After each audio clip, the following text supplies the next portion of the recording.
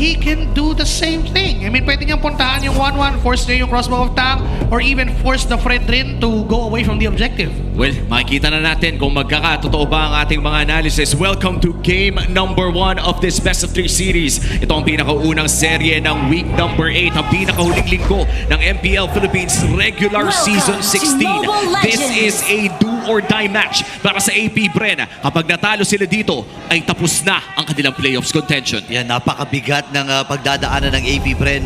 Pero nakita naman natin kanina sa mga mukha nila, sa mga gestures nila na kahit ganun pa man ang mga kondisyon ay alam natin na positibo pa rin sila rito. And ang maganda kasi, may synergy naman yung lineup ng AP Bren eh. Kailangan lang na talaga nilang paganayan. Ayun, ang agang cut pre oh. Yep. Ito yung na-explain natin kanina na levels 1 and 2, kaya niyang sumabayan. Even if Edward would try to stop yung kanyang pagkakat, okay lang at mas okay pa nga actually kay Lord JM yon kasi mabubuo niya yung kanyang passive o yung effect ng dalawang magkasunod na skills. Early pop ng Vengeance for Shizu, this could be hard. Oo, medyo mahirap nga talaga no? Usually, pinapop yan kapag wala nang Inspire. Saktong-sakto, no? Wala naman palang Inspire during that time.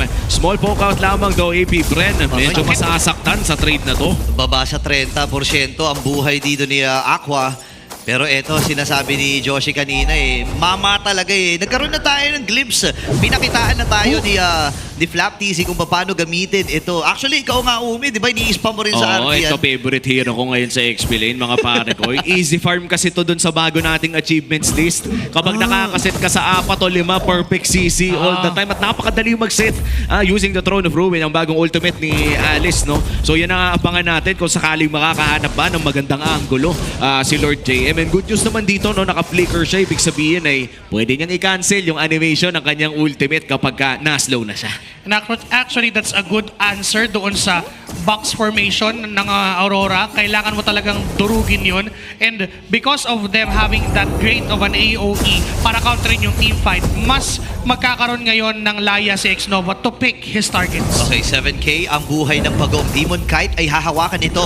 4 na miyembro from Aurora ay tatapak na sa mga bush. Lord JM nagbitaw ng kanyang Crimson Gleam. Pasok din Lord JM, pero si Demon Kite ang nakakuha ng unang Pagong ng laban. Lilipat-lipat si Aqua. Fendon Urge ay nagamit din. Pero nandito yung Brave Fire na maging Landshaker. Purify nagamit. At mamamatay itong si Aqua. At tras muna ata mag-equal ng AP Bren. Pero may nakatanong ko na bangka ng bangkero na ibabagsak yung ultimate. Hindi nabitawan yung Precious Rat. Nakabawi din sa man sila sa naging tagpo na yon. Naging maganda pa ang trade para sa AP Bren, no? Pero ang Pagong ay napunta pa rin sa kamay ng Aurora Gaming. In-expect ba ng Aurora na makakapalag sa first turtle ng AP Bren? Well, definitely, dahil din dun sa ginawa ni Edward na tulad ng binabanggit natin kanina, magbabago yung tagpo kapag teamfight na and light. Ayun, nahatak din. At ang ganda ng nakuha nila dito. At ito yung nakakatakot sa lineup ng AP Bren. Once na up yung ultimate Dex Nova, pwedeng pumitas kahit isa. Kaso no, flicker burn para dito kay Light. Ibig sabihin yung sunod na turtle natin, walang flicker yung roamer ng Aurora. That could be hard for Aurora dahil doon nakasalalay din yung mga setup nila.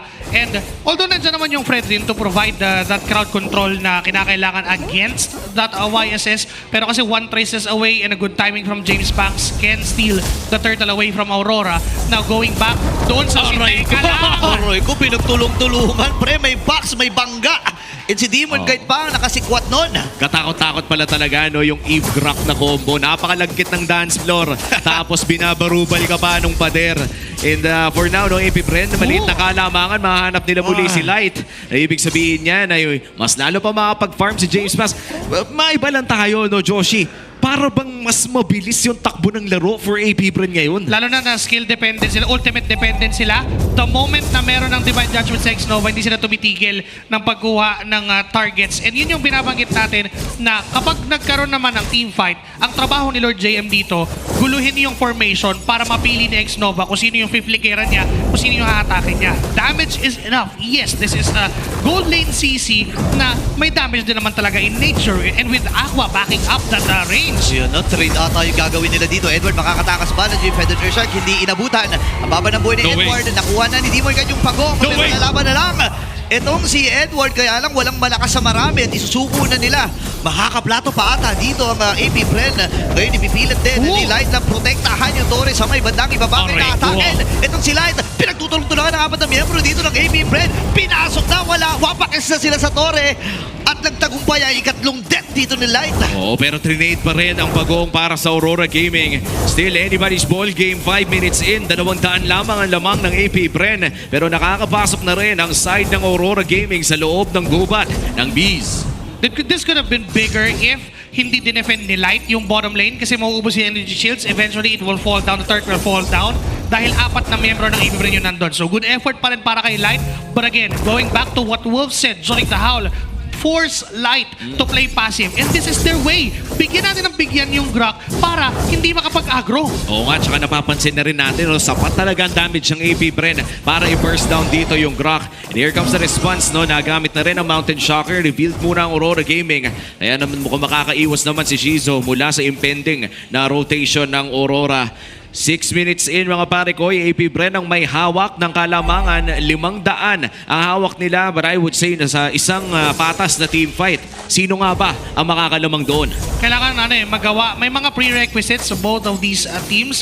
For AP Bren, Lord JM must zone away the 1-1 or even that Eve mula dito sa Aurora. And for Aurora naman, kailangan makapasok ni Edward and kailangan niyang mapatay yung Farsa bago pa man siya yung masaktan. Kasi there would be a change of pace if ever baka maging protective si X-Nova papunta kay Aqua. Ganda ng zone na ginawa ni Demon Knight doon at malaya na makukuha ng Aurora yung Torres sa itaas. Ngayon may pinaplano si Lord JM, nice patan siya doon ng mga miyembro dito ng Aurora. 3 segundo para sa ikahuling pagong ng laban at pumipwesto na sila. O mukhang papasok pa rin dito, mahahanap din na si Lord JM, 2-man at nakakat pa ka! Yun na nga, nakalipad, nagamit din yung Vengeance, pasok. Itong mga miyembro ng AP Bren at unti-unti silang nagbagsakan. Hindi nagamit ni X-Nova yung kanyang ultimate kasi masyado na rin malayo ang AP Bren at inatrasan na nila. Demon Knight masisecure yung huling pagong na laban na ito. And that's the first clear win para dito sa Aurora Gaming. Kaya naman mababaliktad nila ang 500 gold lead ng AP Bren to an 800 gold lead at mukhang tutuloy pa nga nila ang push dito sa gitna. Feather airstrike magagamit, but here comes Edward. Okay, may harang din. Inabutan si Lord JM at itong si Aqua. Flying Clouds ay gagamitin din. Lord JM ay papasok. Aroy, Pero masakit na yung mga hampas mula dun sa Bravest Fighter. At babagsakan pa ng stun mula dito kay Edward. Dahil atak na! Sabi tumigil ka dyan ng Jing. Ngayon na maalam din itong si Yue with a Throne of Ruin. Mapapatay din si James Banks. At magiging trade pero buhay pa with the traces. Atras muna si Demon Knight. Tatapok ng Cyclone. Oy, inunahan pa! Inunahan ni Lord JM sa Cyclone Eye. Pero siya ay mabibigyan. Buhay pa rin. Nakalipad for the second time itong si Owen. Si Dominic Knight rather. Pero si Demon Knight umahabol pa! Namatay din. Sa dami na nangyayari, Bren. Nalilito na rin ako. At grabe yung naging aksyon na papalik doon ng AP Bren. Ibang klase yung palitan ng dalawang teams na yan. Nagkapalitan pa ata ng players, pre. Pero ito si Dominic Knight. Dominic. Nakikita natin ngayon, hindi na nga niya kinailangan lumipad ng pangalawang beses sa laban na yun kasi sapat na yung spacing niya. And Lord JM did a pretty great job naman for AP Bren. Yung paghabol niya and yung mechanics niya na unahan. Etong si Demon Knight with that Cyclone Eye, a very perfect placement para kay Lord JM. With that Cyclone Eye, a very perfect placement para kay Lord JM. And hindi lang yun yung nagawa niya eh. Na-zone din niya even si Dominic Knight because Dominic Knight hindi siya pwedeng mamatay. Kasi kailangan niyang mag-snowball, kailangan niyang tuloy-tuloy yung mga items niya. And for AP Bren right now, they are holding this 800 lead pero hindi naman ganun kalaki kasi isang clash might turn things around for Aurora and that would start with Light sa kanyang isang magandang setup with the Tectonic Charge. Alam mo, wala pa nga nakaka-1,000 gold lead dito sa larong ito, no? And who would have thought ang ating number 8 team AP Bren ay makakasabay ng ganitong level sa pinupuri nating early game ng Aurora Gaming na tila ba'y unti-unti nang binabasa ng AP Bren. And this is even before playoffs, no? Playoff secured na ang Aurora, but for AP Bren, mukhang aral na aral sila sa pagpasok sa laban na ito. But in terms of objectives, ay lamang na lamang pa rin po ang Aurora Gaming. All 3 turtles secured at mukhang binabakuran na rin nila ang ang Lord na ito. Okay, papwesto ngayon itong si Demon Knight. Ang baba ng buhay ng Lord rather, pero nagamit yung Mountain Shocker mula dito kay James Pax. Concede. Natras nila, soft reset ata magiging call. X-Nova. Right. Naghahanap din ng Oy, hindi na! Demon Knight ba magiging target nila? Pero siya pa rin! Ang wagi doon sa Lord. Lord JM ay masyado nang lumalim, nakalipad itong si Domeng with the crossbow tank. Pero mabubuhay pa rin ang 5 miyembro ng Aurora. Nakuha pa rin ng Aurora yung Lord na yun. Na-cancel ata yung hila ni Sir Xnova doon no? Na napadiran ata ng maling oras na nagtuloy-tuloy na nga ang crowd control. Lord secured para dito sa Aurora Gaming, capturing their first big gold lead of the game. Matapos nila makuha ang Torre dito sa may bandang ibaba, and that would secure more map control para sa Aurora Gaming at magpapatuloy ang kanilang Lord Siege dito sa may bandang gitna. Sapat naman ata ang wave clear ng AP Bren, no? Andiyan naman yung Farsa and even the YSS can use this Mountain Shocker just to clear the minions out. Even Lord JM has magic damage para punan din yung pag-clear wave ng side ng AP Bren. With a crucial retribution mula dito kay Demon Kite, they are extending their lead into 2K and pumutok na rin yung Holy Shields down that middle lane and even onto the bottom lane. Men, alam mo nakakatakot dito hindi pa nila nahahawakan or kahit man lang ma-force na mapalayo si Doming kahit sa mga nagiging teamfight, no? Laging malaya itong player na ito. Kasi ang hirap kung ikaw ang nasa kalagayan dito na Xnova, nasa harapan mo na yung mga players hahatakin mo ba or hindi?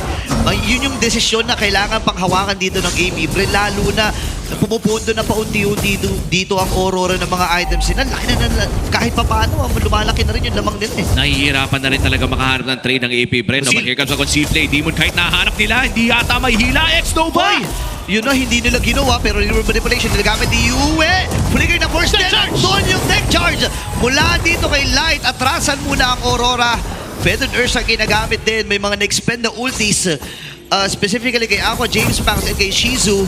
Pero masaya pa rin ang Aurora sa habulan na yun, Medyo naku-curious na ako, no, Boss Joshi. Para bang kanina pa natitipid ang ultimate at naka-fleeting time naman dito si Xnova. That was 1 pixel away from the range of that Divine Judgment. Yung flicker niya kanina was meant sana para mag-engage, but because of that is still a Fredrin, kapag tumama yung timing ni Demon Kite na makapag-taunt even before na magawa ni Xnova yung Divine Judgment, might be rendered useless kasi hindi niya maigagalaw, hindi niya mahahatak palikod yung susubukan niyang hatakin. And this time for Aurora, that's just 35 seconds bago dumating yung next objective. They can either burst that down or makipaglabanan sila ng reset just like what they did. Kasi naganda naman ang tama ng tarima ni Demon Kite sa kanyang mga retribution. Oo, nakita na rin natin kanina, no? Sa harapan ng isang Kajay, nahanap pa rin niya ang retribution ng their first lord of the game. In fact, nahanap ng kanyang retribution ang lahat ng mga objektiba ng larong ito. 3 turtles in a lord. 6 na Torre na rin ang nakuha dito ng side ng Aurora Gaming. At mukhang papasok na rin sila sa purple side ng AP Bren.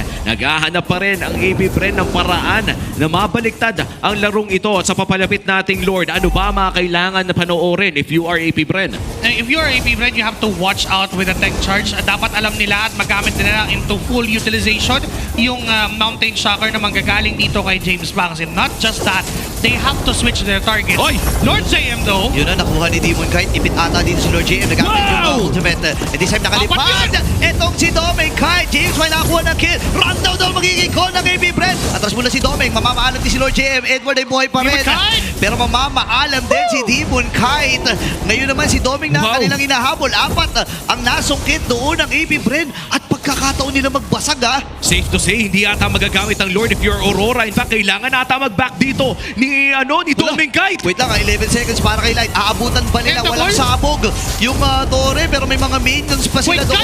Domeng Kite, naatak si Domeng Kite and the Feathered Earthstrike from Aqua. Ang kikitil sa buhay at ang pag-asa ng AP Bren para sa Game 1. Number 1 ay nandun pa. Killer Instinct!